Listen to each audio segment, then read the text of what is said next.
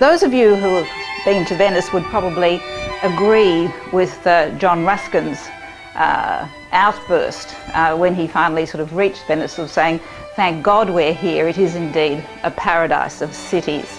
And again, those of you who know Venice so well, is that it's always a city which is seen twice. You see the buildings standing as they are on the edge of the water, and then you see them again reflected in the water. And sometimes you're not sure which is reality and which is the illusion. And I think that's probably why I'm going to be talking about the myths that Venice deliberately spins about itself to enlarge on this idea of it being a city which is in many ways unreal. Now, we are talking about Venice in the 18th century, which by now has gone into a rapid decline. And in particular, you have to sort of get yourself into the mindset of the way in which people saw Venice at this time. Of course, you have to remember that Venice was approached by the sea. The railroad or the Ponte della Libertà, which goes across from the mainland, from Mestre across to Venice, really was built by the Austrians after the fall of the Republic. So that people in the 18th century, when they approached Venice, would come up the Brenta Canal, change often into a gondola, go across the basin, the laguna, into the Grand Canal. And this, of course, would be a very slow process, and in particular you would be at water level, so that as you gradually, sipping your wine from Cyprus, slowly go across this watery expanse, you would see Venice literally rising from the sea. And of course, as it's so flat, you would see these extraordinary towers, this exotic architecture that most Europeans wouldn't have seen, because of course it's imported from Byzantium. They would come gradually towards this. So that's the first sort of approach which would be so important. But of course, to travellers of that time who are used to the 18th century type of city, it was absolutely amazing. The first thing, of course, was that there were no streets, all right? That's fairly obvious. You used boats all the time, so that was something which struck people amazingly. But what goes with the fact that you're travelling on water is what would have struck them even more. And that would be the lack of sound and the lack of noise. Now, the travellers who would have been coming would probably have been people who were used to 18th century London, 18th century Paris, which of course before it was transformed was a horrible stinking city that could be smelt miles off, with the clatter of cobblestones, with the sewerage running through the middle of the streets. It was dangerous to walk around there. You were scraped, mud was scraped off you by the time you got to your destination. The same with London in many ways. Was here you entered this sort of watery city which was virtually still, with the exception of this extraordinary sound, which was the sound of the gondoliers actually singing to each other. And this was an aspect of Venice which was extremely important in the 18th century. The rise of sort of different musical types of expression. And we're going to look at that in greater detail. The other thing that would have struck people too was the extraordinary cosmopolitan nature of Venice. There would be black faces, there would be people from the Orient, there would be people from all different parts of the world in their national costumes. And this, of course, isn't something that you saw in London. It's not something that you saw in Paris or in the capitals of Germany. So it was really as though you were stepping into an unreal world. And you were even more thrown out of key in many ways because of the fact that the Venetians were the last people probably to continue to use the old Julian calendar. The Julian calendar had the year starting on the 1st of March. All right, it wasn't in 1560, I think it was, the other capitals of the world adopted the Gregorian calendar, which had the new year starting on the 1st of January. So this meant that a traveller, for example, from Germany, who thought that he was arriving in February 1723, suddenly finds that he's there in December 1722. All right, so there was the date which was thrown out. But the other thing, which was possibly even more important, was the fact that the Venetians used a completely different way of telling the time. For example, 0 hours was calculated at the setting of the sun. So, for example, if you wanted to go to a performance of the opera, it would be billed at 3 a.m. in the morning. And the Parisians and the English would have to realise that this actually meant 3 hours after the setting of the sun, which probably meant, what, 10 o'clock in summer, or maybe, 8 o'clock in winter. In other words, it was a movable feast. It was very difficult to know what time anything was. And if you actually look at the clocks in some of the vedute by Canaletto, you will see that the clocks have 24 hours. All right, that's sort of the kind of digital clocks in many ways that we have now. They didn't have the 12 screen, simply because it couldn't accommodate the way in which they told time.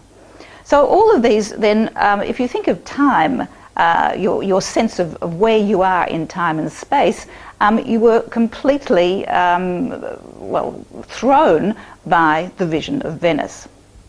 So what I want to look at today then are these myths of this extraordinary city, and particularly the myths woven by the Venetians themselves, which they had to weave and promote from the 18th century onwards, because economically they had entered, and politically they had entered a decline. And they promoted these myths as a tourist attraction in many ways. They lived themselves by these myths, but they promoted it via their art and their literature as well. Now, the first of these myths that I really want to look at is the idea that the Venetians firmly believed was that Venice was the centre of the civilized world. Now, you will recognise here Veronise's feast at Cana, right? And this is now in the Louvre, because my friend Napoleon, of course, when he conquered Venice, took away a few mementos, and even though most of them have been returned, this one does remain in the Louvre. And it shows, however, the way the Venetians, and by this time Veronese in particular, was obsessed with his own city, and basically the religious content of the painting is really secondary. In fact, it is really only a pretense for the celebration of the wonder that was Venice. So you actually have Christ in the centre, who's looking really sort of, rather sort of second-rate sartorially in comparison, in fact a bit of a frump, in comparison to the extraordinary people who are around him. So what does this celebrate? It celebrates the extraordinary architecture of Venice. These buildings, this is reminiscent of probably San Rocco, buildings rising out of the sea. And in particular, it celebrates the tradition of music, which was one of the great things that people came to Venice for in the 18th century. It was the city that develops opera. It's the city that develops the singing in the orphanages that we'll talk about later. For example, Vivaldi, of course, was choir master to these orphaned girls who became famous throughout Europe for their extraordinary choir work. So it is a celebration. Then these are actually 4 painters who are playing all these different instruments. A celebration also of the beautiful glassware. I'll show you this a little bit later on, but particularly the cosmopolitan nature of Venice. I just want to show you here. Here we have the bride with sort of various people sort of staring what looks like down her cleavage, but I'm sure that's not quite what it is. Here you have this idea of secrecy, of deals being made in the background, Venice as the centre of sort of the east and the west, and dark-skinned people. I think possibly back here you have a little black dwarf down here with his parrot on his shoulder. But particularly the wealth of the Venetians, which is always exhibited via the clothes of the women. Remember that the clothes that came across to Venice, the satins and the silks and the velvets and the designs would have come across from Byzantium, so they were particularly rich, and the way in which the Venetian women were decked out. Now, usually, and this was something else that struck people, is that normally as you looked around Venice, people were very soberly dressed. The aristocracy only dressed in black. They weren't allowed to sort of show wealth, extraordinary wealth with pearls and everything. So it was only during ceremonies that they were allowed to dress up. And women wore pearls. Pearls, of course, coming from the sea. So therefore, this is why this was the jewel of choice. But women in the first year of their marriage were obliged to wear a string of beautiful pearls, which were given by their mother-in-law. Of course, now I've got two sons, I don't think that's such a great idea. I did, for a while, I was very much for this. But anyhow, you can see the extraordinary way in which they're decked out with pearls. If you weren't wealthy enough to have a pearl necklace, you had to hire one. So this then is the Venice which is put forward as cosmopolitan, the centre of the earth, and also a permanent feast, a permanent spectacle. You have to remember that at this time Baldassare had written the courtesan, or the cortigiano, which in the sense was talking about the perfect way to behave in society. And there are a huge number of pages in this book talking about how to eat, how to act particularly well and not offend your neighbour when you're eating and so on. So the fact that Veronese has chosen a famous feast to sort of foreground Venice is extremely interesting. And as I said, it was only the religious idea of the marriage of Cana was really simply a pretext. Here you have the sort of wealth of the wines coming from the other world as well. Up here you have the people who were the carvers. It was very, very difficult to become a carver. It was almost a kind of a Japanese acrobatic act that they used to do to carve up the meat. And here you have them carving up a lamb above the head of Christ, which of course is sort of symbolic of the death of the lamb and so on. But all of this is extremely overshadowed by the rest. Veronese had to put it in like this because the church and the remainder of the Inquisition would have been very upset had he not. By the 18th century, Venice had lost her power politically. There was one great victory, which we'll talk about which Vivaldi will celebrate, but basically the trade routes had been taken over by other countries. She had been pushed further and further towards the sea. She'd beginning to lose all her territories on the Dalmatian coast and was beginning to live basically from her former splendour. And also the population in 18th century Venice had been decimated by the great plagues which had gone through. And so by now the population was built up every year by something like 30,000 foreigners or tourists who used to come in to the carnival season. And so Venice already had one of the highest proportions of hotels and osterias and things like that to support these extraordinary number of people who came to the carnivals, which lasted for 6 months. All right, now one of the legends that the Venetians weave about themselves is the fact that they have risen from the sea. Now, you of course are all familiar with Venice, very much a land which has been eked out, reclaimed from the sea. Now the sea, of course, there's an ambiguity here. First of all, the Venetians founded their first settlement on the island of Torcello when they fled from Aquileia in about the 5th century AD, 450 to be precise, from the Huns who were pushing them out of the north of Italy.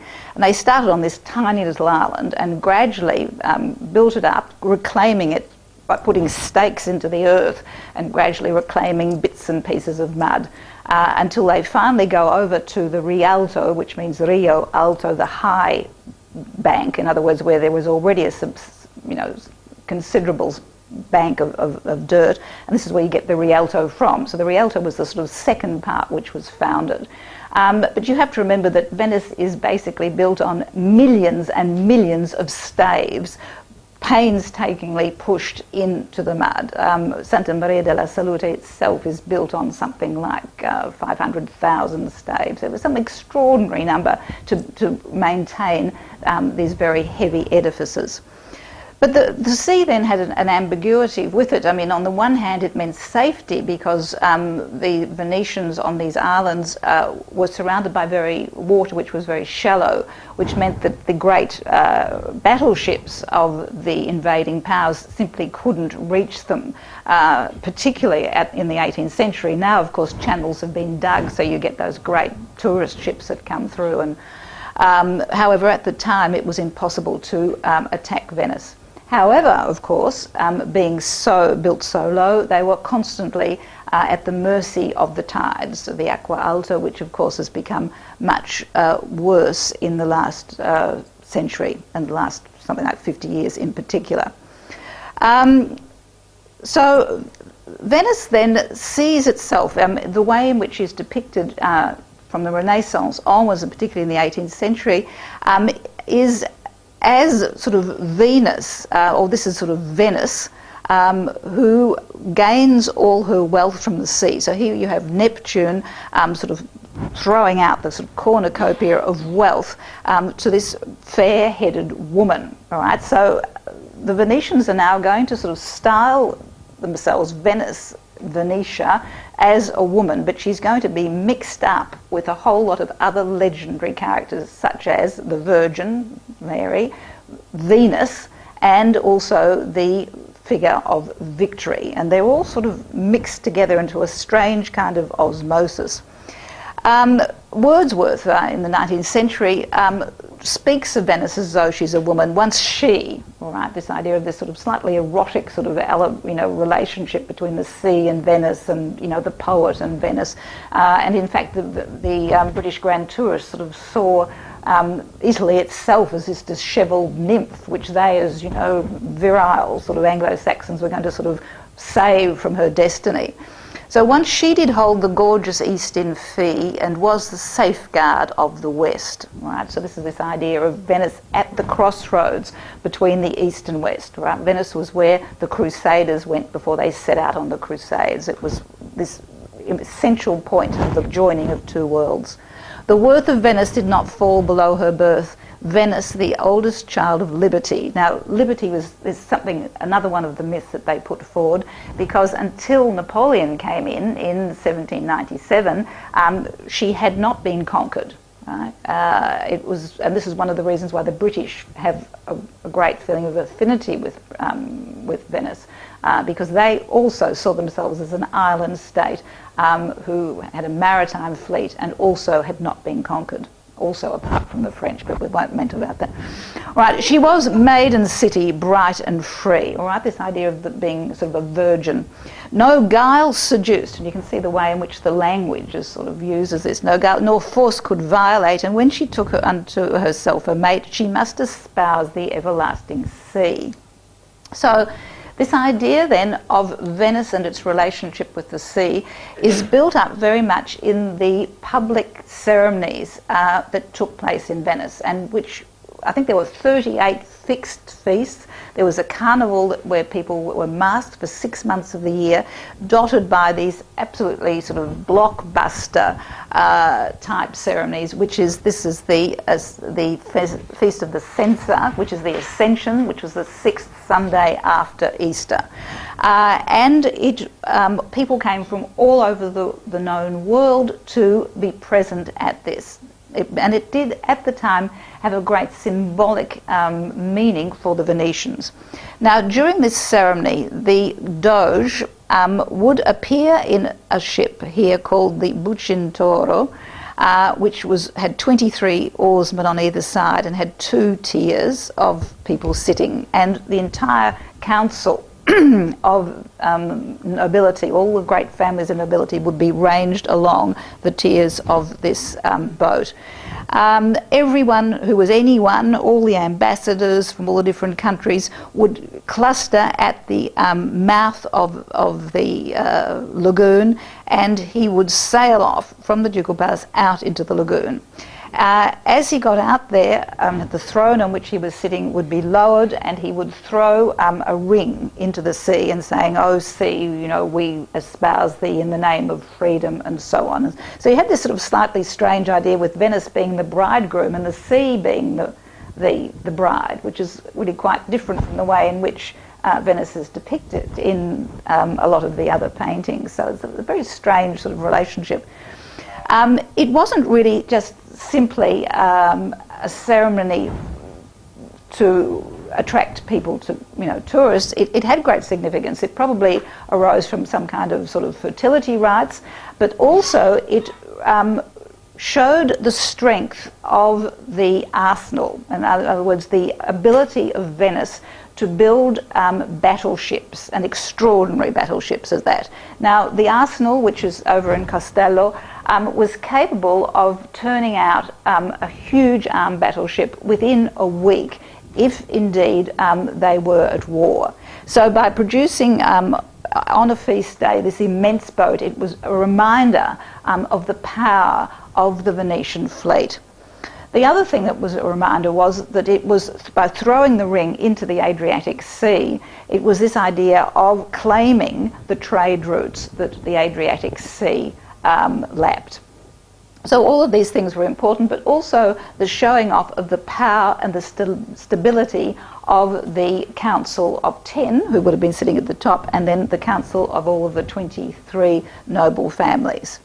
So this then was one of the great ceremonies, which was painted by the Veduta painters, Canaletto and so on. Of course, the grand tourists in the 18th and 19th century it was a must-have on your wall. You know, that's me, virtually, in front of the Bucintoro. Now you get other English painters, you know, strike louder, strike the ennobling strings of those whose merchant sons were kings. To him who decked with pearly pride in Adria weds his green-haired bride. Hail, port of glory, wealth and pleasure. All right, so this is again this tribute by the British to the idea of the importance of Venice.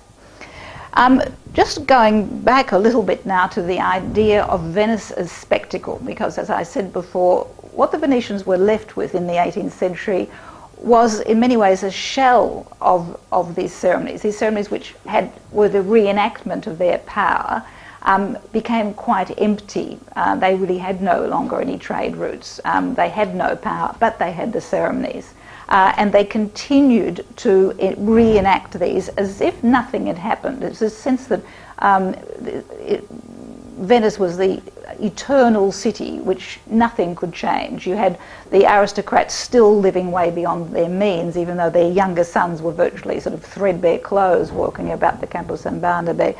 More and more girls were going into convents because there was no one, the families couldn't afford the dowry and so on. But on the outside, no one would have known. There was almost a frenzy of feast days, of feasts that were given by the Doge and so on.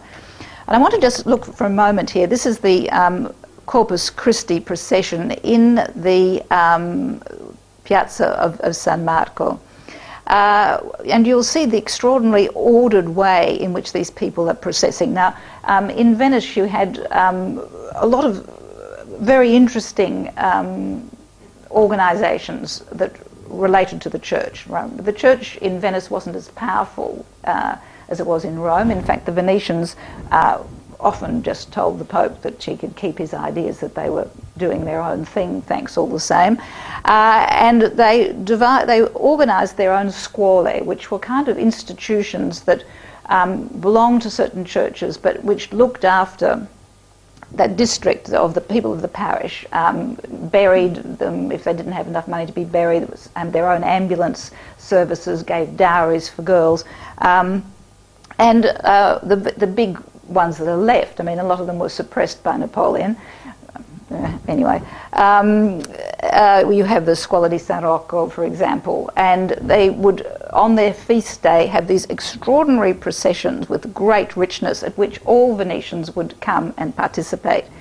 Now, what I'm really trying to say is that in many ways the Piazza San Marco is set out like the scene of a theatre or a backdrop for this ceremony of Corpus Christi. We have here the Canaletto's painting of it. We'll actually talk about Canaletto later. But in many ways, the whole of this square is set up like a church in itself, where St. Mark's, with its extraordinarily splendid frescoes and onion domes and the sheer exoticism and wealth of it, is a kind of glittering altar. And these what would you call porticos that some people sort of danced along, are in many ways the aisles of a church. So when the ceremony actually takes place, people would walk in and out of these dark and shades, and it's a very sort of cinematographic in many ways representation of a religious rite.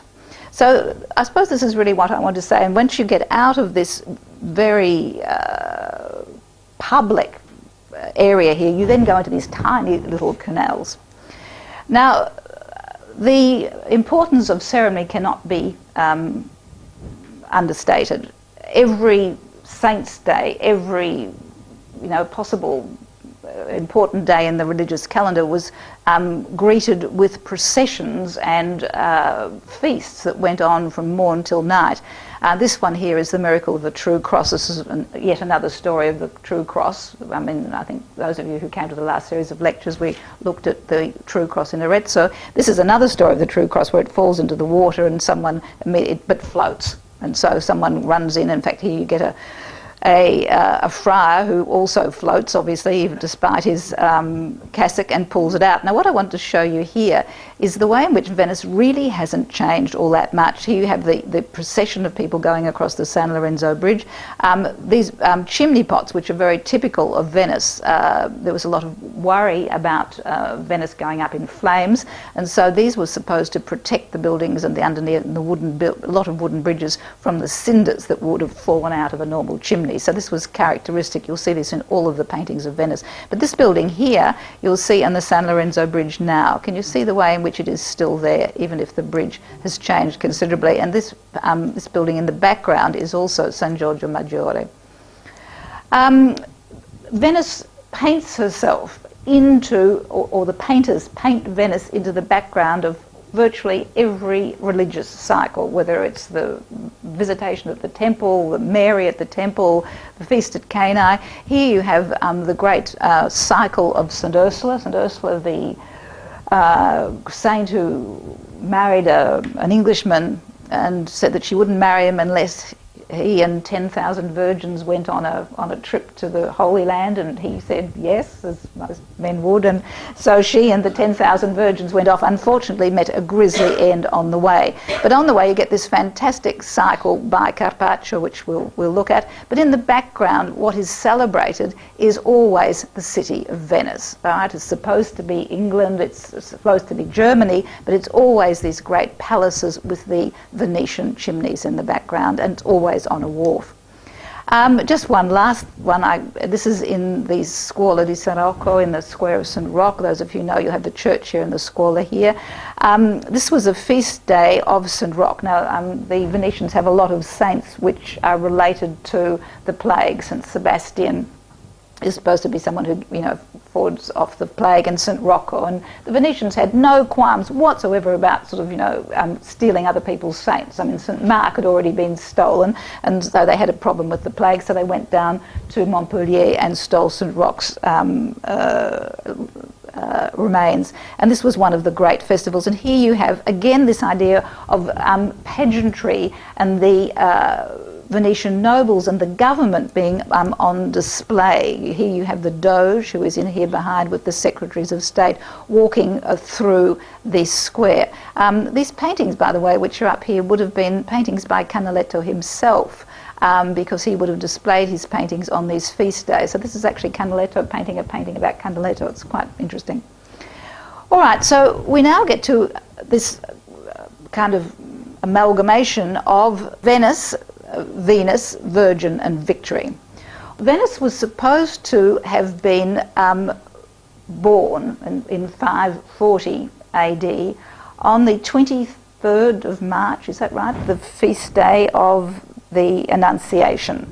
And so Venice is under the sign of the Annunciate Mary, which means that throughout the city you have depictions where you least expect it of the Annunciation. Now, when your eye gets used to all of these sort of onion domes and Byzantine frescoes and mosaics, you can actually see enclosing it, in other words, the essential act which brings together, basically, of course, all of Christianity, is this idea of the flesh, the spirituality becoming flesh, which is the Annunciation. So you have Gabriel over here on the left with Mary on the right, and you will find this throughout all of Venice. I mean, for example, as you go under the Rialto Bridge, here you have Mary bending down and the angel Gabriel over here.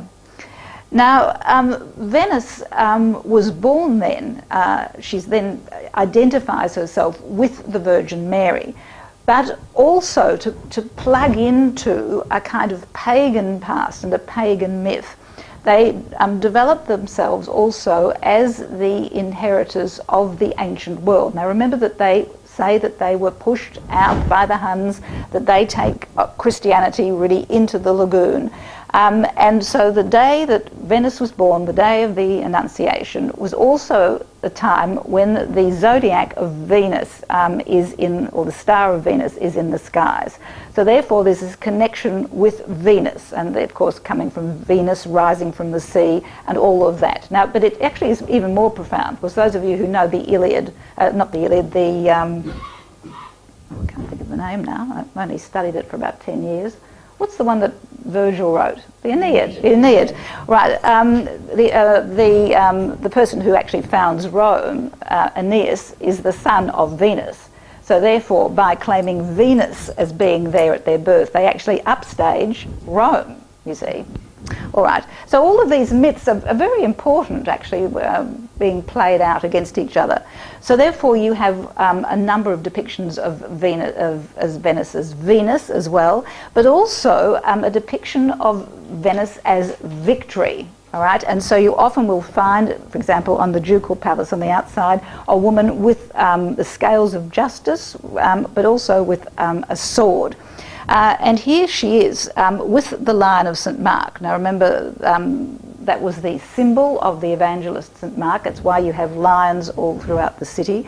And this is at the League of Cambrai, where you have the Doge about to be crowned with a victory wreath, and Venice with a crown, which actually is crenellated, which is like, so she's Venice, the city of Venice, throwing out the League, which was basically most of the known world at the time. It was a league against Venice by the Papal States, in other words, the Pope, by the French, the Spanish, and the Germans. So the defeat of this league at the Battle of Cambrai, which was the last great victory of Venice, was a considerable victory if you think of a maritime republic. And so here Venice is shown as victory herself.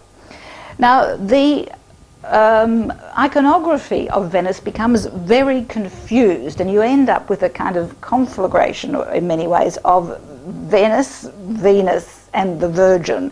And by the time the 18th century grand tourists get there, they can't tell the difference. I mean, a Protestant wouldn't, would they?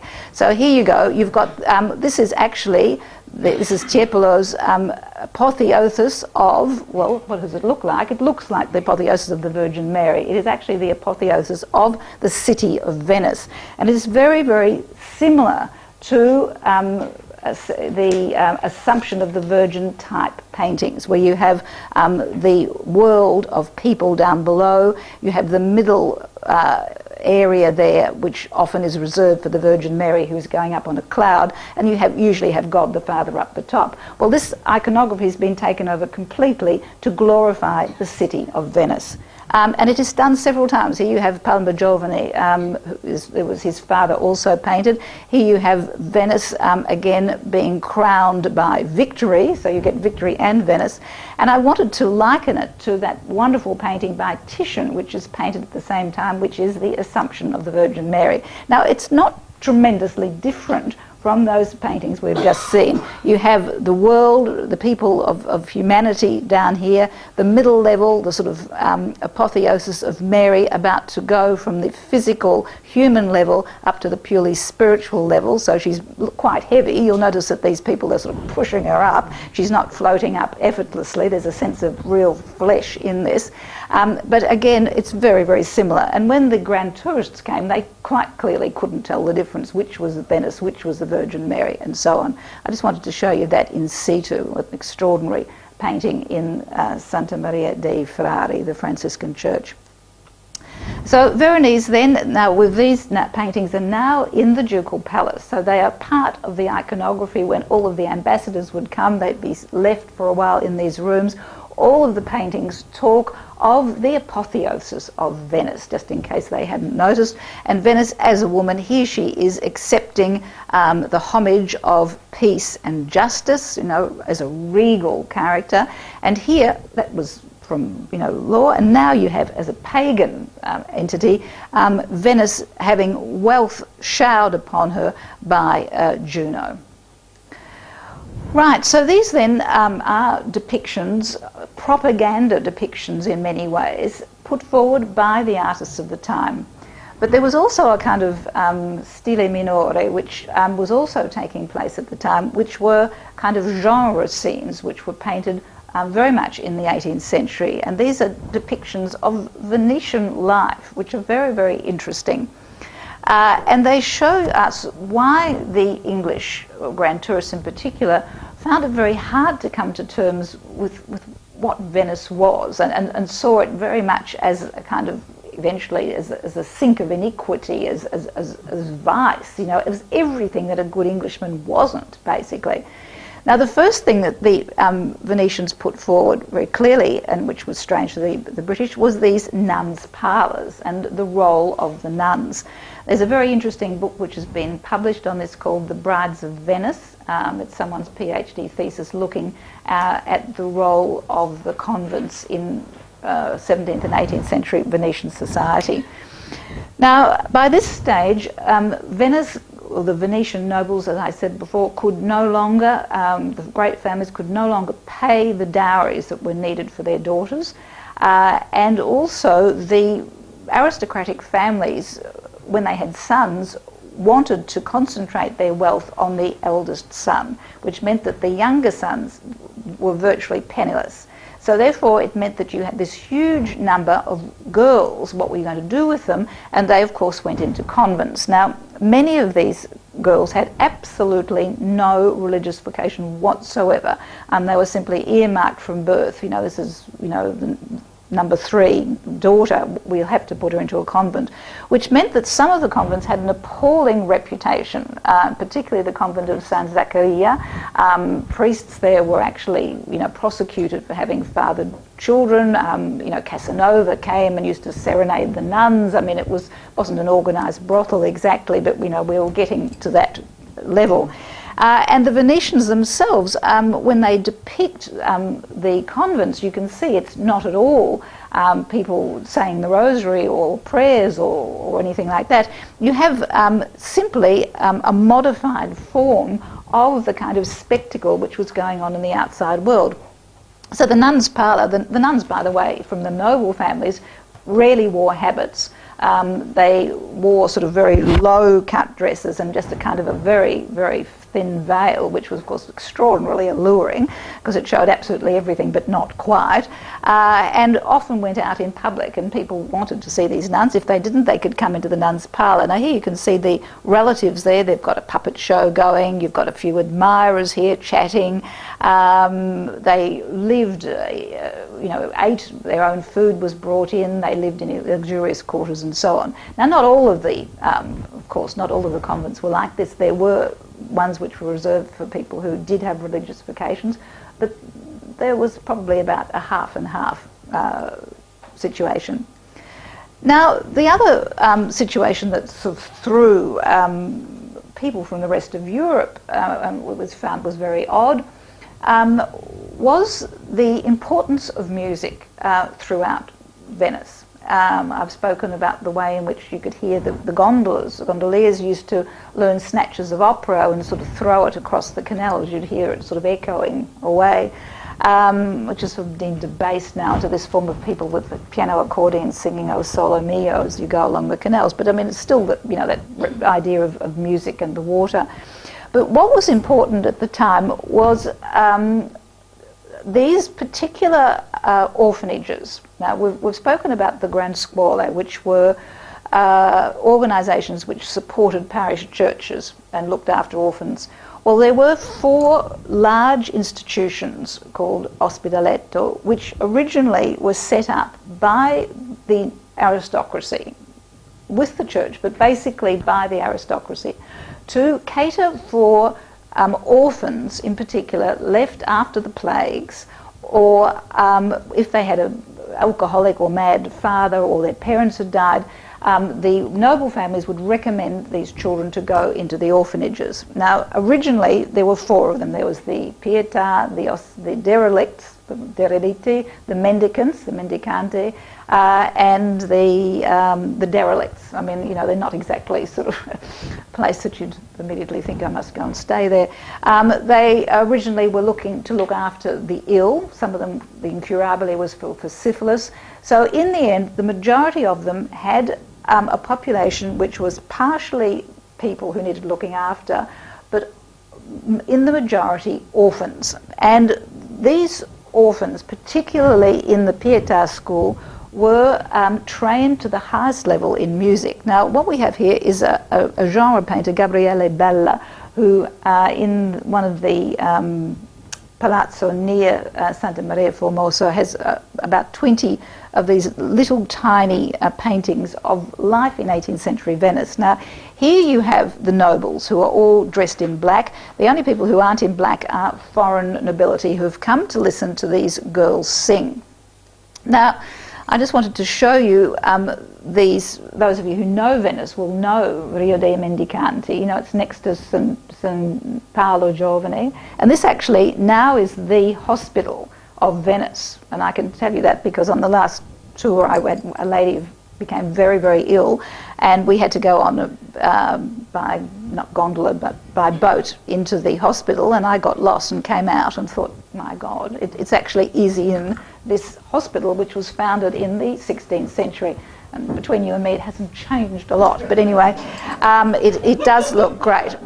The other one is the Ospitaletto dei Derelitti. Now, I want to talk about how this worked. All right, so in the 3 of these great orphanages, boys were brought in as well as girls. Now, the boys were trained as apprentices, and after about 4 or 5 years would be sent out into the world. Now, you couldn't do this with girls. And because the girls were kept for longer, they decided in about 17th century that they needed to have something to occupy them. And this was the beginning of the development of the great putte, P-U-T-T-E, the great singers of these 4 orphanages. So the girls were trained by some of the great artists, the great singers, the great composers of the time. For example, Vivaldi, Gasparini, Porporo, and so on. And they were divided into 2 groups. Those who showed no musical ability at all became the girls who did the daily tasks, even though they were taught embroidery and so on. The other girls were trained to the absolute highest level in instruments, and they bought the finest instruments in the known world at the time.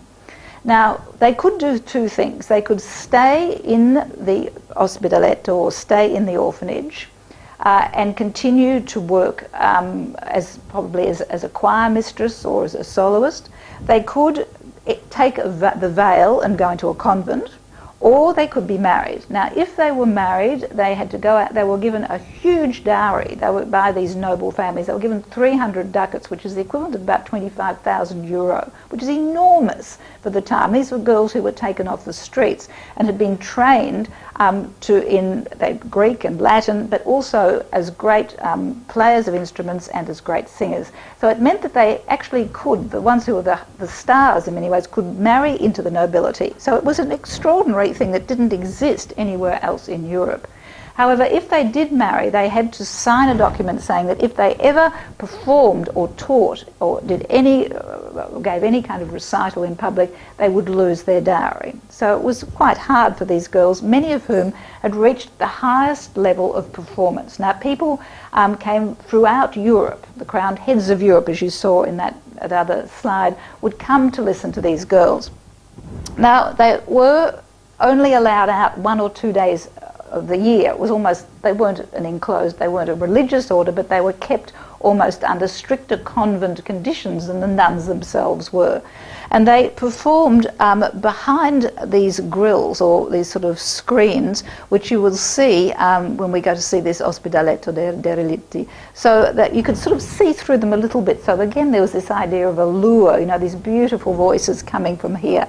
The girls who would play instruments would be here, and Vivaldi, when he starts taking up his position at the Pietà, actually positions the instruments around the room, so you get a kind of symphonic effect of these, first of all, the instruments, which were played to a very high level by girls, and then these absolutely angelic voices coming from on high. And the rule also in Venice was that you didn't talk when you were actually listening. Now, to us, that's quite normal, but if you went to the opera or the theatre, in fact, you go now to any Italian performance, they just talk through the entire thing, you know. Whereas here, there's this idea of this respect for these girls. Now, last night, actually, we went to Newman College, had, I don't know whether any of you went, Giudizio Triomphans, which was written by Vivaldi, was put on in Newman College, and they had all girls singing. Now, what was really interesting in this is that if you read the scores that were written by Vivaldi, you can see that he has written like bass, tenor, contralto and soprano. And then the idea is, well, where did they get these bass voices coming from? Did they use men? In the end, they've decided that they didn't, that they actually wrote it like that, but actually put it an octave up, so that you actually got the colour of the soprano, the contralto, and then the other voices coming in. So you got the sort of 4 different parts. And people would come, you know, this would be in the local kind of newsletters which would be sent out throughout Venice. You know, we went to hear Paloma of the Ospedaletto, she's better than, you know, so-and-so from the Derelicts, and there was this kind of rivalry of these girls who remained anonymous. So it really was quite an extraordinary aspect of music. Of course, Vivaldi is brought into the Pietà. This is the building which is just down from, that's the Bridge of the Paglia, and you've got the Ducal Palace here. This church was actually built after his death, but he would have taught in one of these for about 20 years. And he spent his entire career basically writing oratorios, writing opera, writing sacred music for these derelict girls. Music was very important in every household. Pietro Longhi was someone who actually paints these sort of genre scenes, and so you get very much the idea of what went on in Venetian households. Now, don't forget that at this time that you have the world coming to hear these orphans singing in their celestial way, you also get the development of the great theatres, of which La Fenice is the last. It was only opened about 5 years before the fall of the Venetian Republic. But there was the Tron families. I mean, in 1 year you would have one theatre rising, one theatre falling, but they brought in the great stars of the time, who of course were the castrati, all right, the castrated singers from Naples. Now, Naples had the same system of orphanages producing singers, but this was for boys and mostly for castrati, boys who'd been castrated. So you had these 2 groups of marginalised people, in many ways, rising to fame through music. The castrati, when they actually were trained, could leave and could actually sing in operas. What amazed people, in particular the grand tourists, was of course this idea of people living with masks. And during something like 6 months of the year, Venice was a city where it appeared there was no class system, even though there was. People could mingle and were obliged to wear masks. It wasn't just as though, you know, some people did and some people didn't. On certain days of the year and particular times, you had to be masked.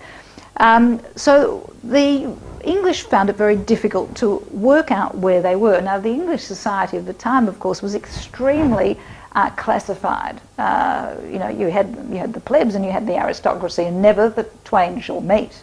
Basically, it hasn't changed very much.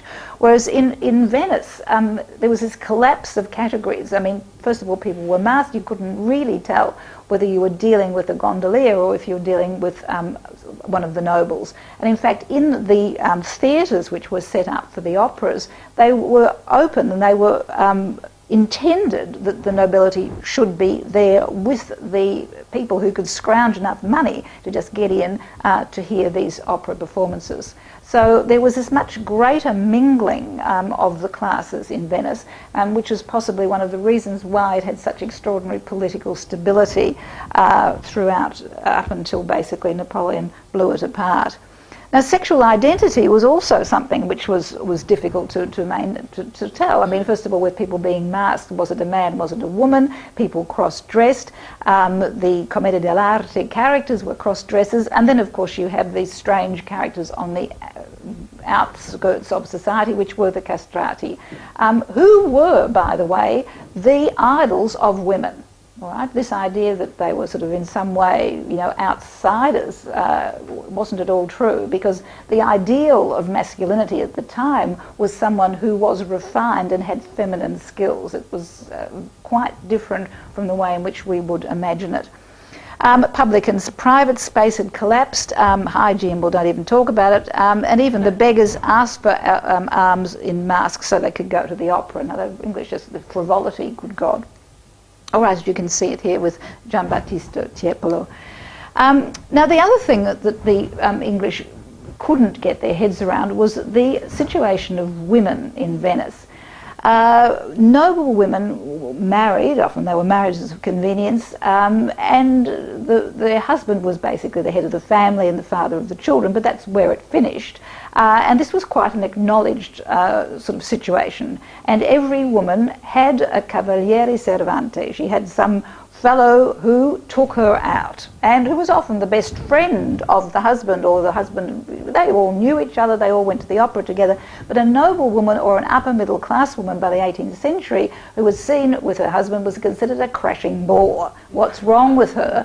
This was the normal thing, and in fact even in marriage contracts when they're set out, you would see that she would nominate this cavaliere or this admirer.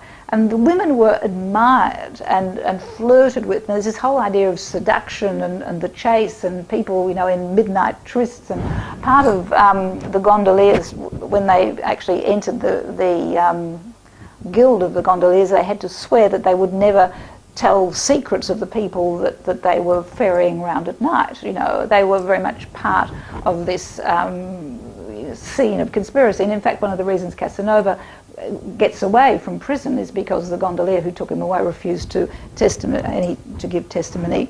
So here you have something which is the Moor's letter, and she's looking very sort of, well, so what? What's the matter with you sort of idea. And this exotic character, of course, this dark-skinned man, is slipping her a letter which is obviously from an admirer.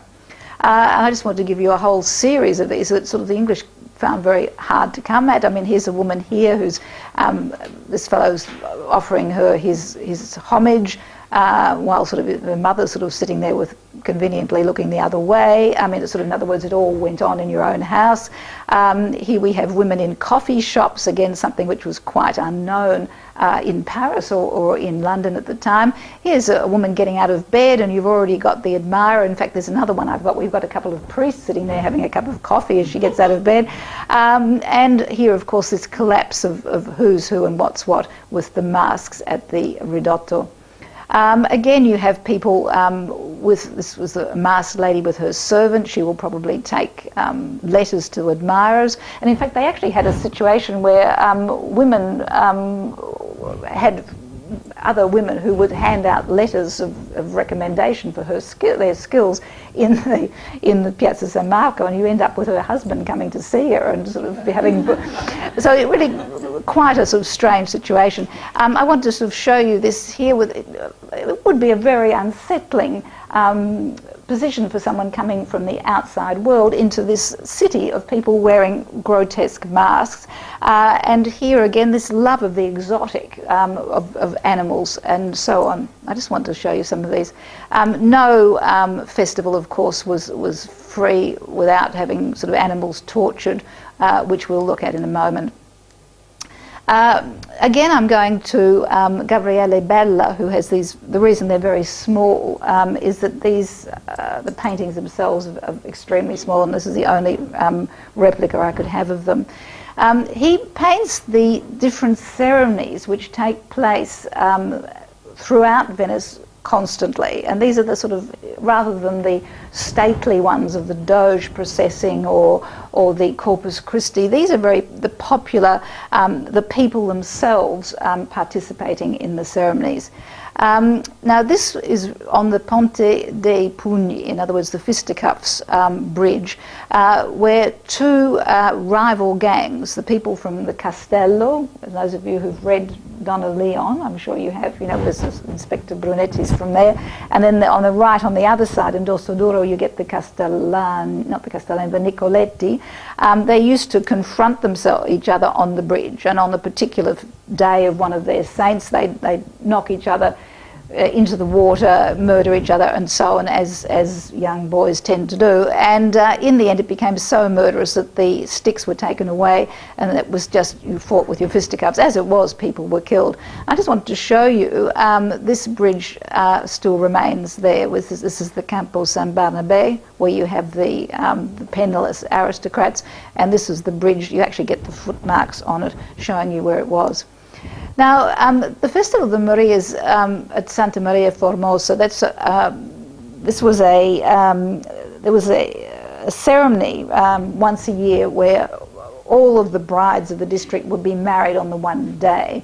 And the legend was that some Saracen pirates sort of swept in and took off all the brides, and worse still, all their dowry. I mean, I think so. The local lads got together and went off, probably more after the dowry than the brides, but brought them back. So anyhow, after that, there is always a festival on this particular day. Now, again, it was a sort of free-for-all ceremony. Santa Maria Formoso is in the background. Formoso means, and that's quite an important thing, Formoso means sort of busty or voluptuous.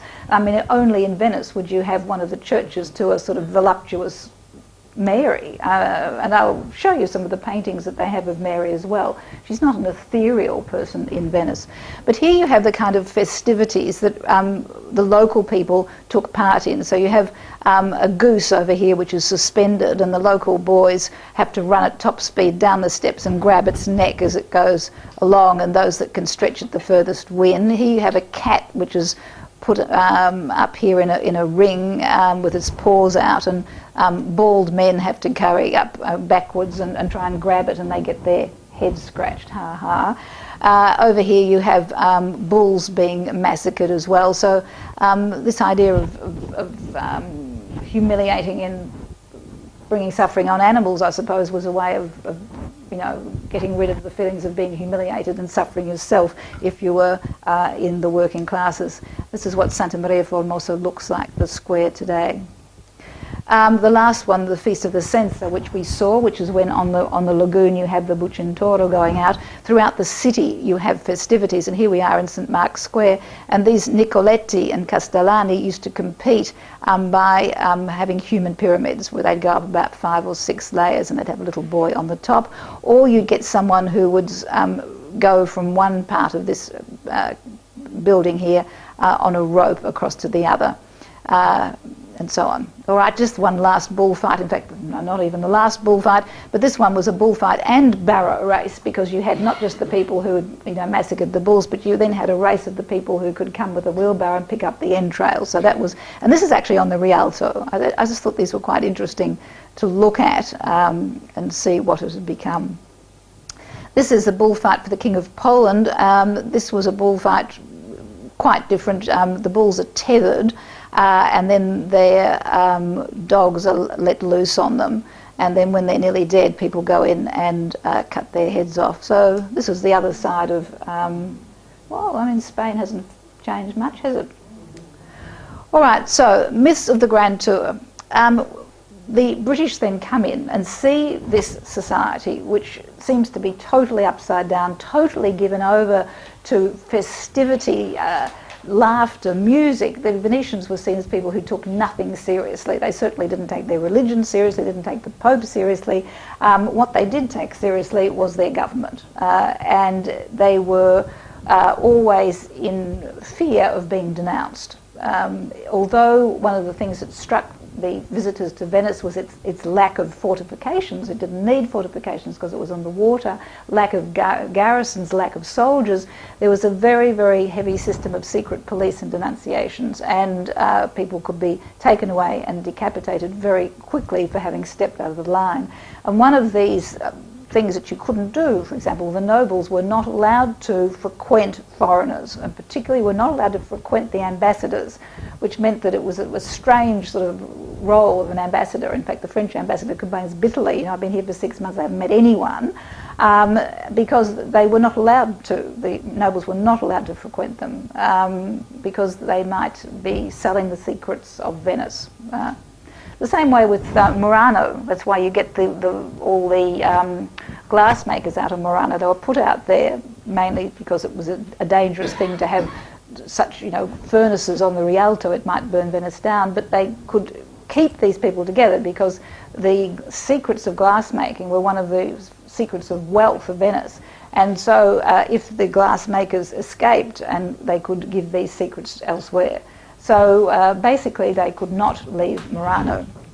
All right, so we've got the English looking at Venice. Now, the English aren't happy, and Mrs. What's her name? Lady Wortley Montagu in particular, also has written this, is not happy at all. They start from liberty to libertine to licentiousness. These are the English Protestants talking. They enjoy a sort of liberty, but it's only to be libertines. And they grow so scandalous that I think their whole city may well be termed the brothel of Europe. And I dare say that virtue was never so out of countenance or vice so encouraged in any part of the world, nor in any time as it was at this time in Venice. So Venice was seen, particularly by the British, as a city of courtesans. Now, indeed, there were something like 4 times as many courtesans in Venice as there were in Paris at the time. It was something which was encouraged, because one of the things that the aristocracy were really worried about was the young aristocrats becoming homosexuals. And so they encouraged prostitutes, and they actually used to have them dressed up and draped around certain bridges with their breasts hanging out. And you can see the titles of these bridges with Ponte delle Tette, breast bridge, and this is where they'd all be hanging out, so as to speak. Some of these courtesans were famous. Some of them wrote poetry, rose to high rank, and they were inscribed in the Book of Courtesans. It was all legally done. So and so of such an address, how much she charged, what her specialties were, and all the rest of it. But the English, when they came over, saw courtesans everywhere. And this is a famous painting by Carpaccio, which was seen by Ruskin, of course, as being courtesans. In actual fact, they aren't at all. They've now found the other part of the painting, and it's 2 noble ladies waiting for the men who are out fishing in the lagoon, and we all know what that does to sort of people's souls, waiting for people to come back from fishing. So here you have, this is obviously a lady who's probably only just been married, because she has the pearl necklace on, and this is her mother here, and these are all symbols. These are symbols of marriage, and all of these birds are different symbols as well. So it's really interesting the way in which the English could not interpret the Venetian painting and saw it through the eyes of their own puritanical versions. I just wanted to show you this. This is a painter, 17th century painter, Palma il Vecchio, and he painted one of a well-known courtesan, Veronica Franca, and one of St. Barbara. And I don't know that there's a lot of difference between the two. Now, St. Barbara, of course, was famous for having been put in a tower because I think her father wanted to make sure she didn't run off with a local yokel, and she was freed by a blast of thunder. So therefore she then becomes the patron saint of firemen. And in this particular church, you've got all these firemen who come up, and there's St. Barbara, and she's a busty little number, and not unlike the courtesans. I just thought it was interesting to put the two together. We've looked at those. Now, Venice becomes then the prototype of Great Britain for the grand tourists.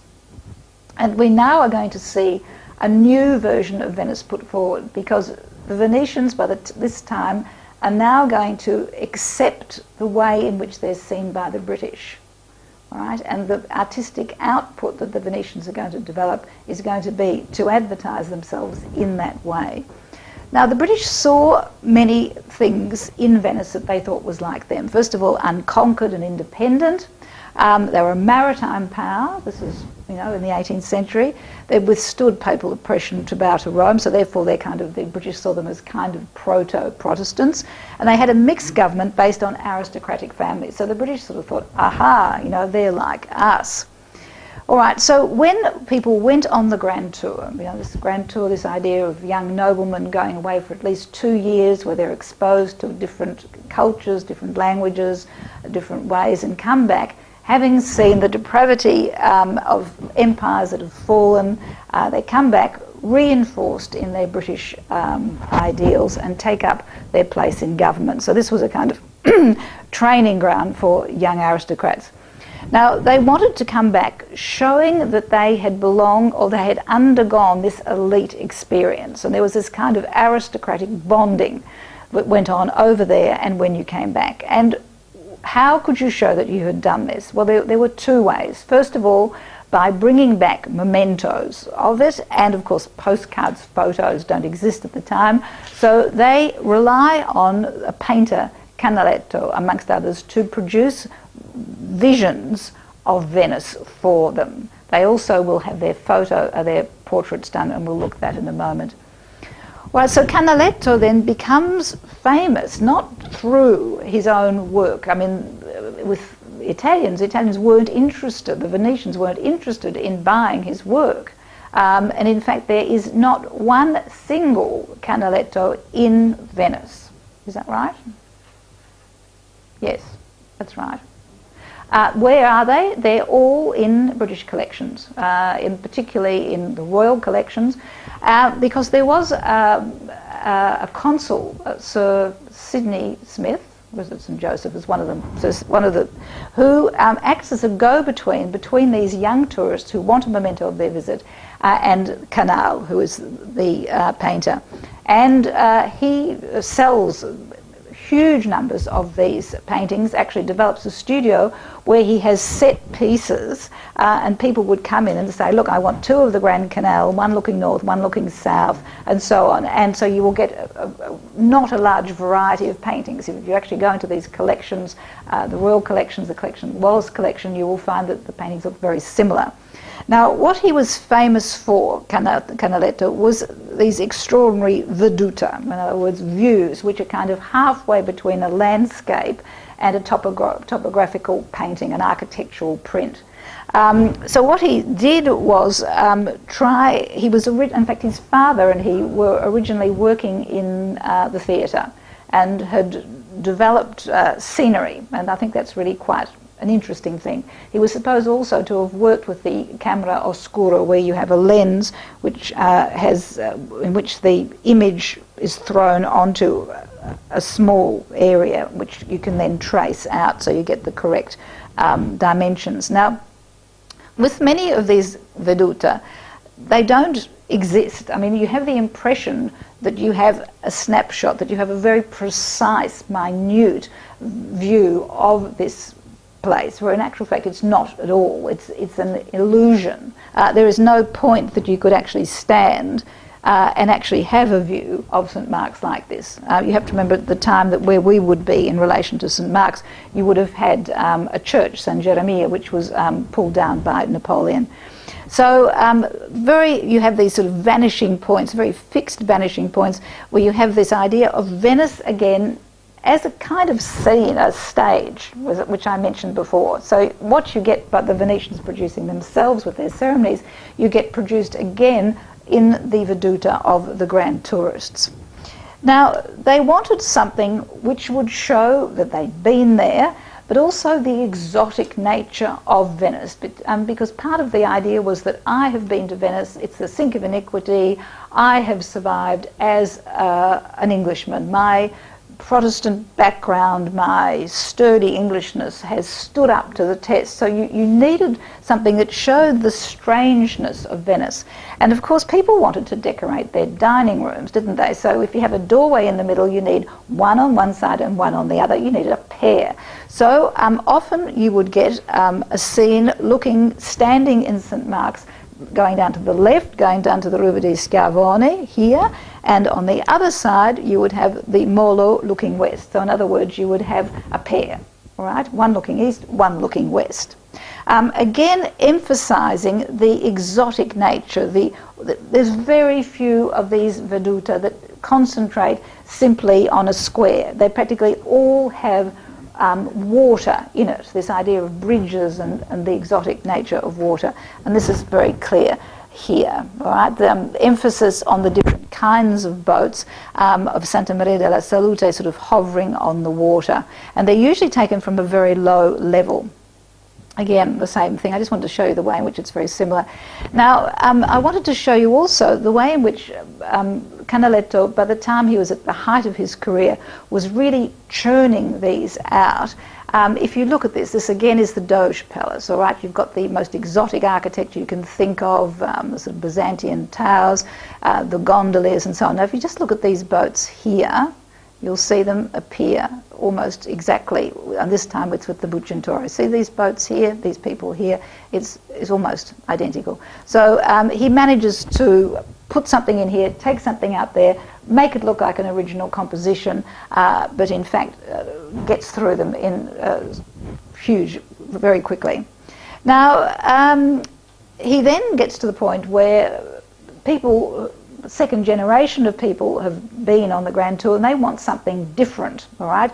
We don't want just, you know, the water and the bridges and so on. So we want what is called a Capriccio, which is a landscape of Venice which actually doesn't exist at all. So what you've got here are the four horses of St. Mark's, which are of course up in the Basilica, taken down and put in front of the Ducal Palace. So it's an unreal scene, representing, I suppose, one's ability as an Englishman to reconstruct a Venice as it doesn't exist.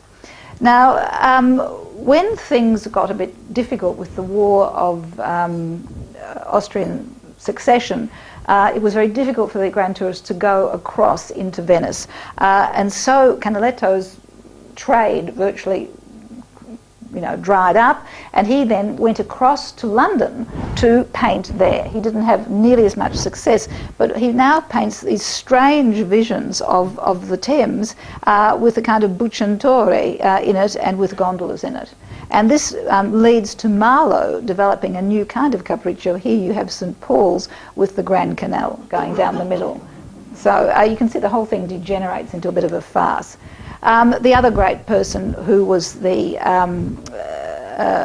Veduta painter was, of course, Guardi. Now, Guardi is an interesting story. His family, he had a sister, I can't remember her name, it was Angelina, and his father died, and the mother of there's two Guardi brothers and the daughter couldn't make ends meet, and so she actually goes to the Pietà and asks if the daughter can be taken in as one of these orphans. Now, the daughter was already 15, which was much too old. Usually they had to be there between the ages of 6 and 10. However, she had a beautiful soprano voice, and they decided to bend the rules for her. And while she was practicing up there, there was someone who was decorating the church, and there was none other than Tiepolo. And they sort of conducted some kind of flirtation, and he abducted her a year later. And because of the rules of the dowry, that she was given these 300 ducats simply because that was the rules, that if she'd sung there for a certain number of years she should be given it. So they then changed the rules entirely, and the girls had to have given 10 years service before they would be able to be given the dowry. But I just thought it was quite interesting the way in which the things all linked together. Again, this is a style, you'll see it's different, very different from Canaletto's, which are very matte. There's very little in the way of sparkling brush strokes, and some of the Impressionists, and we'll actually sort of see this as they're beginning. I've got to move on a bit. All right, now when you were there, of course, you had to have your portrait done. You had to sit to the portraitist of the time. In Rome, you sat to Pompeo Batoni. In Venice, you sat to Rosalba Carriera. Now, she was a pastel painter, famous throughout Europe. She was invited to the French court, where she paints Louis XIV and so 15th. Now, what you have here is a kind of psychological portrait. You have Gustavus Hamilton Viscount Boyne, who is not seen here with any paraphernalia or hunting dogs. He's seen in the relaxed, luxurious, indoor sort of outfit of the Venetians, but he has this battuta, which is the mask with the long piece of lace, which normally would be pulled across his face. Now, he's thrust the mask aside and he's looking out to us with this clear English steadiness. In other words, he has participated in the kind of glory and spectacle and vice and degradation in many ways that Venice had become, but he can push it aside and the real Englishman of the Grand Tour will emerge. So this is quite an interesting style of painting, and they practically all like this. Now, Venice imported, I'll have to go through this a little bit quickly because I want to get on to Ruskin. One of the great architects of the time was, of course, Palladio, the Renaissance style here at San Giorgio. This was copied by the Grand Tourists when they bring it back. This is one of his villas, and this is Merriworth House in London. All right, so this architecture of Venice is brought back by the Grand Tourists as a style. Everyone wants to have a kind of pseudo Venetian style. I'll have to leave that as well. Well, the end of the Republic, and we get to the 19th century vision of Venice. By now, Venice has been invaded, all right? The Republic's ended. Napoleon's come in 1797, didn't like the place at all, was going to do it over the way he did Paris over. In fact, he started. That's why you get the Fondamenta Nuova, because he decided, well, you need a road in this stupid place. So he sort of blocks up some canals and puts that path along. People were being buried places in their parishes, and the bodies were floating up and everything. Does the same thing he does in Paris, puts the dead outside the city, and that's why you get the island of the dead, San Michele. That again is Napoleon. He suppresses. Of course, he was a Republican. He was Napoleon was in particular trying to put forward the ideas of the Republic, which meant no religion. He was horrified by the number of churches, closed a number of them, closed a number of convents, got rid of a number of monasteries, and also got rid of about 10 scuole. But by that stage, he didn't go any further because he decided that it was such a useless place. He was going to work it as a piece with a treaty with the Austrians. So the Austrians then take it over and finish some of the demolition that Napoleon began. But by this stage in the 19th century, it's now become the playground for the Romantic poets. This is where you get Byron arriving with a sort of motley monkey, with some of his mistresses hot in pursuit, and he spends some time swimming up and down the Grand Canal, working in an Armenian monastery, as you do. Quite an extraordinary character. His friends Percy and Mary Shelley also reside there, and in fact it's outside the streets, the hills of Venice, that she ends up writing Frankenstein.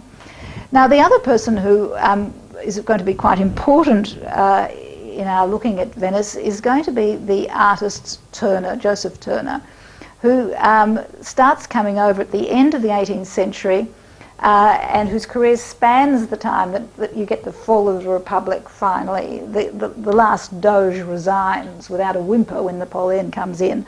And this is where you get this idea of Venice sort of as an illusion in many ways, and you start seeing, you're not sure whether you're seeing the real Venice or simply its pale illusion in the water. Now, Turner is very important for someone we're going to look at in a moment, and that is Ruskin. All right? John Ruskin was given a book about Venice illustrated by Turner when he was a young boy, and this fired his imagination to such an extent that he, of course, is going to spend most of his career in Venice writing on the great stones of Venice. I just want to show you a few visions of Venice by Turner and the way in which it gradually dematerializes. Here it's quite clear where we are. This is San Giorgio, the Palladian church. By 1835, the Grand Canal has begun to dissolve. It's become quite difficult now to sort of see that the shadows and the reflections are beginning to interfere with the outlines. 10 years later, the reflections and the play on the light is the main topic of the painting, and to the end of his career, the buildings and the reflections have dissolved completely, and it really is a study in the movement of light and air. Now, this then is the sort of the inspiration that Ruskin is going to take with him when he visits Venice for the first time with his parents. He's going to come several times and will finally arrive on his honeymoon with his long-suffering wife, who eventually, of course, will run off with the person who painted him and make up for lost time. Now, in his Stones of Venice, it's one of these indigestible books that is very difficult to read, even in the abbreviated or the abridged version, I have to admit. But it's one of these books that if you actually read it out aloud, it actually all makes sense. It's very poetic. He has a terrific grasp of vocabulary and a way of describing Venice, of finding the right words to describe it. And I just want to read you a passage where he talks about arriving in Venice and compares it with Turner. Those azure, fathomless depths of crystal mystery, on which the swiftness of the poised gondola floats double, its black beak lifted like the crest of a dark ocean bird, its scarlet draperies flashed from the kindling surface, and its bent oar breaking the radiant water into a dust of gold. Dreamlike and dim, but glorious, the unnumbered palaces lift their shafts out of the hollow sea, pale ranks of motionless flame, their mighty towers sent up to heaven like tongues of more eager fire, their grey domes looming vast and dark like eclipsed worlds, their sculptured arabesques and purple marble fading farther and fainter, league beyond league, lost in the light of distance. Detail after detail, thought beyond thought, you find and feel through the radiant mystery, inexhaustible and indistinct, beautiful but never all revealed, secret in fullness, confused in symmetry, as nature herself is to the bewildered and foiled glance, giving out of that indistinctness and through that confusion the perpetual newness of the infinite and the beautiful. Yes, Mr. Turner, we are in Venice now. This is the kind of prose, if you can actually wade through, is really worth reaching. Now, he also, one of the main aims of the Stones of Venice is to reclaim Venice from, well, he sees it as imperiled, and to reclaim it before it is too late. And he says, I would endeavour to trace, and even just if you listen to the cadence of the words, it's like the waves on the Stones of Venice. I would endeavour to trace the lines of this image before it be forever lost, and to record as far as I may the warning which seems to be uttered by every one of the fast gaining waves that beat like passing bells against the stones of Venice. Now, he spent a number of years sketching every possible aspect, every detail of every building, while his wife, I don't know, sat around or was admired by Austrian cavalrymen. But he came back, and we now have a compendium of what Venice looked like at the time. Now, he was particularly struck, of course, by St. Mark's, and he is the first person to actually talk about Byzantium architecture as being something extraordinarily important. Until then, people thought it was a kind of pile of bricks with a few pretty bits on the front. So he's the person who puts St. Mark's on the map. But he has a very, very interesting way of looking at it. Now, the Stones of Venice isn't just about Venice, and it isn't just about architecture. It's in particular against the industrial age. Ruskin had grown up in the sort of dark satanic mills of London and saw nature, or a return to nature, as a way of combating the sort of the soulless civilization that he saw was growing around him. Now, remember, he is a member or an inspirer of the pre-Raphaelite movement. Why pre-Raphaelite? Because of the idea for these people, in particular to Ruskin, was that at the Renaissance you saw the development of banking. the development of an international commercial economy, which would eventually lead, according to him, to the Industrial Revolution, which produced the factories, that produced the appalling poverty and degradation of the working classes. So therefore, for him, the Renaissance is not the high point that it was being sort of promulgated as through art historians and through history. You know, this idea of rebirth, you know, as if nothing had happened before and suddenly, boing, you know, we've got Renaissance Florence. He sees this as a turning point in Western civilization for the worst. And so he loves St. Mark's because he sees it as Gothic, right, a return. And what was the Gothic? It was the medieval idea where you had the guilds, the people who were individual stone makers, so each person sort of could make their own statue. You know, they might be poor, but they were free. You know, it's really a romanticised version of what the Middle Ages was like. He loved measuring buildings, and he loved St. Mark's because he found that it was asymmetrical. And that meant that many people had taken part in it, that it wasn't something that was industrialised and was being mass-produced.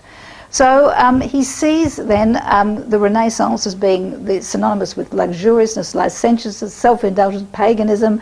He hates Palladio. In his last time when he stays in Venice at the Calcina, he looks out across to one of San Salvador, isn't it, of Palladio, and he says, "Oh God, I can't bear getting up in the morning. There's this miserable heap of bricks over opposite me." And of course, the message behind all of this was, look what happened to Venice. Great Britain is going to follow in its footsteps if we don't do something about it. So the Stones of Venice is a political treatise as well as an architectural one. And so he talks about it here. Since the first dominion of men was asserted over the ocean, 3 thrones of mark beyond all others have been set upon its sands, the thrones of Tyre, Venice, and England. Of the first of these great powers only the memory remains, of the second the ruin. The third, which inherits their greatness, if it forget their example, may be led through prouder eminence to less pitied destruction.